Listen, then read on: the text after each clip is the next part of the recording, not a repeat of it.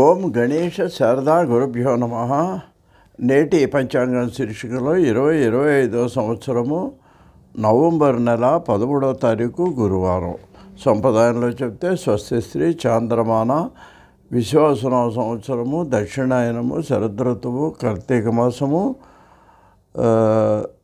శుద్ధ కార్తీక మాసంలో మన బహుళ నవమి తెల్లవారుజామున 5:21 వరకు, మఖా నక్షత్రం రాత్రి 12:15 వరకు, వర్జ్యం 12:13 నుంచి రాత్రి 1:41 వరకు వర్జ్యం ఉందండి. దుర్ముహూర్తం పగలు 2:48 నుంచి 3:56 వరకు దుర్ముహూర్తం ఉంది.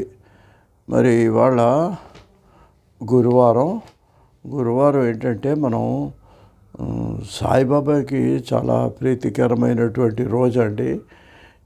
తర్వాత రెండవది ఏంటంటే దత్తాత్రేయుడు, అనఘాదేవి, వీళ్ళను కూడా కొంతమంది ముఖ్యంగా పిఠాపురంలోనండి మంచి దేవాలయం అది కట్టించారు. తర్వాత ఇది చాలామంది వాళ్ళ షిర్డీ సాయిబాబా యొక్క భక్తులు వాళ్ళు ఉన్నారు. వాళ్ళందరూ కూడానేమో ఆయన ఏంది ఎంతో నమ్మకం. ఇవన్నీ నమ్మకాల మీద ఆధారపడ్డాయండి. ఆయన దేవుడా, సిద్ధుడా, సిద్ధయోగ, ఇవన్నీ మనకు అనవసరం.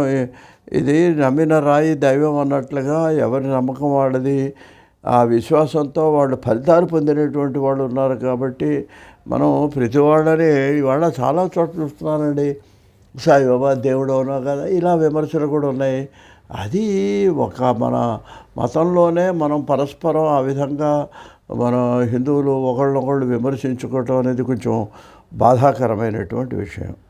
ఇంకోటి ఏంటంటేనండి, ఆయన ప్రధానంగా చెప్పింది ఏంటంటే మన హిందువులు ముస్లింలు కూడా కలిసి ఉండాలని కోరుకున్నారండి, సామరస్యంగా ఉండాలని కోరుకున్నారు.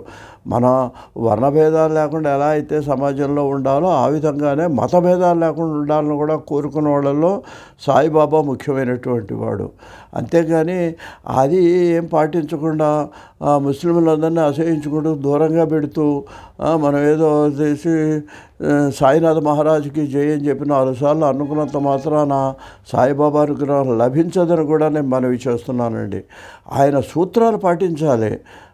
ఆయన ఏంటి అల్లా భలా కరేగా, లేకపోతే రాముడు మేలు చేయాలని ఈ విధంగా ఇద్దరిని కూడా కలిసి ఉంచటానికి స్నేహపూర్వక